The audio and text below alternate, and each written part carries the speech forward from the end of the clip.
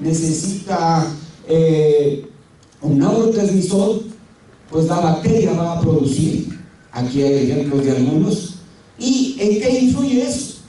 La producción de este tipo de neurotransmisores influye, por ejemplo, en el estado de ánimo, influye en las emociones, influye en el aprendizaje o en el conocimiento, influye en el sentirse recompensado o agradado por algo.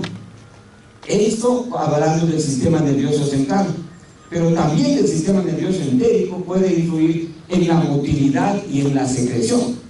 Bien, otros ejemplos de otro tipo de estas moléculas que producen las bacterias son, por ejemplo, los ácidos grasos de cadena corta, como el acetato, butirato, propionato. ¿Para qué le sirven al organismo? Fuente de energía, metabolismo del huésped, señalización.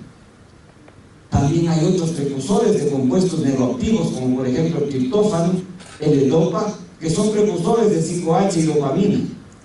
Todos estos, como vemos acá, son producidos por estas bacterias o están regulados directamente por estas bacterias. En el caso de hormonas que se producen a nivel hipotálamo, pituitario, renal, tenemos al cortisol, que favorece o actúa cuando hay respuesta a estrés. También en algunos casos como antiinflamatorio en el metabolismo del huésped, en cicatrización de heridas. Esta molécula está actuando en base a regulación indirecta y aparece también en anormalidades en desórdenes psiquiátricos. Entonces vamos viendo que este tipo de moléculas que no puede producir el cuerpo humano, lo producen los microorganismos y eso favorece el buen funcionamiento. Ahora todo esto no ha quedado allí, sino que se ha ido investigando cuáles son las bacterias que producen o liberan estos neurotransmisores.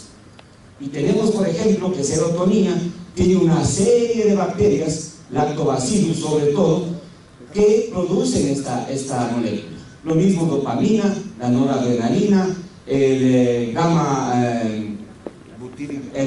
ácido gamma butírico, la acetilcolina. Todas estas bacterias, normalmente, como hemos dicho, están como comensales en el intestino. Y al ver ahora que tienen productos que son favorables para el funcionamiento del humano, entonces se empiezan a hacer ya formulaciones comerciales. Se empiezan ya pues a tener revelar fábricas sobre esto. ¿Por qué? Porque se ha revelado de que existe algún tipo de acción positiva. Aquí, por ejemplo, hay un estudio que se presenta en el 2011, en el cual, en un experimento en animales de laboratorio, específicamente en ratones, se demuestra que la ingestión de cepas de lactobacillus regula el comportamiento emocional y central en base a la expresión del ácido gamma butírico vía actividad del nervio vago. Entonces, estos estudios van permitiendo demostrar de que hay algún tipo de actividad y luego la transición hacia el ser humano para utilizarlo en las diferentes necesidades en casos de patologías. Acá hay otro ejemplo también que se hace en un estudio donde se utilizan animales de laboratorio y se evalúa la microbiota y el metabolismo del huésped. Como ya nos han dicho en las otras conferencias, es posible actualmente hacer animales en los cuales de laboratorio usted le borra cualquier cosa que desee. Son los animales que se llaman knockout. Es decir, si usted quiere que un animal no produzca tal cosa, le elimina un gen y ese animal no produce.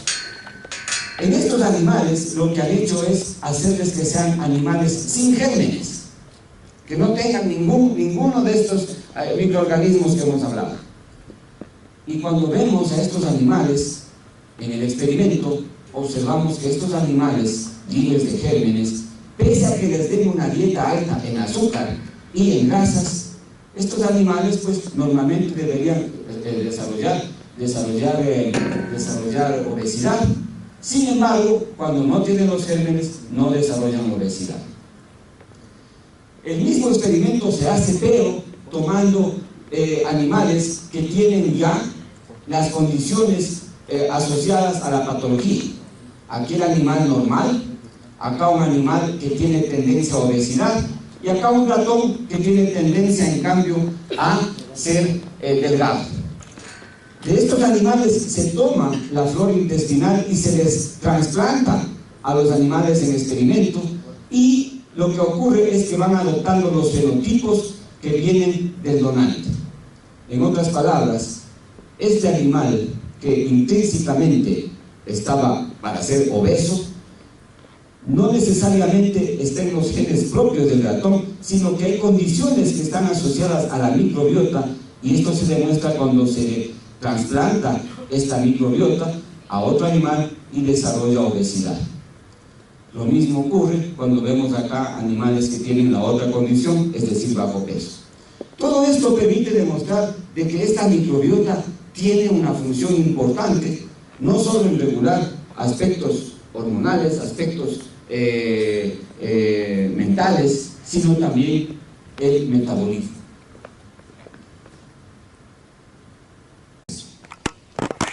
El metagenoma, lo que hemos visto hace un momento, analizar el material genético de toda la microbioma y del hueso, y finalmente ese análisis que nos permita directamente relacionar si hay una interacción.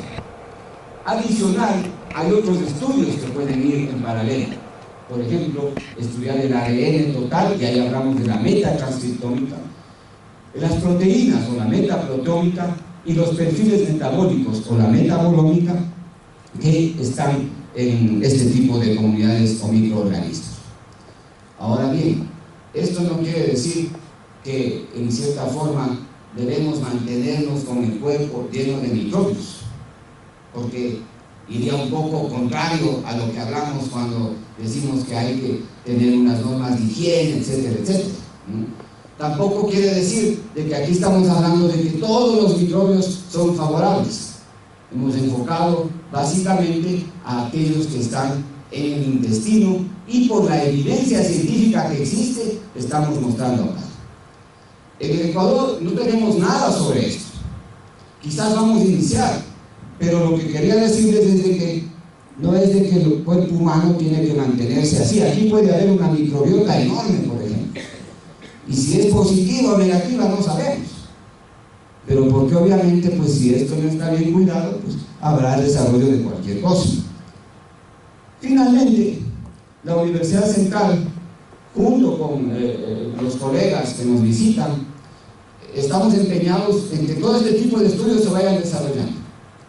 Y estamos abiertos. Actualmente la Universidad Central ha abierto junto al Hospital de Calderón el Centro de Biomedicina, está allí localizado, donde tenemos facilidades que nos permiten llegar hasta un cierto punto en este tipo de estudios.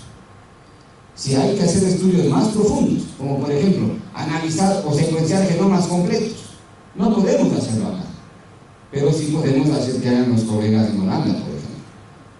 Entonces, aquí hay dos cosas: tener el conocimiento primero de lo que queremos hacer, y luego tener los vínculos para poder estudiar en conjunto con las personas que tienen la facilidad o con los laboratorios que tienen la facilidad.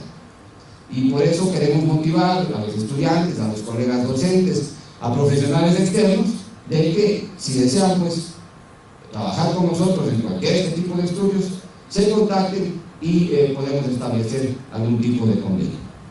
Eso es lo que les queríamos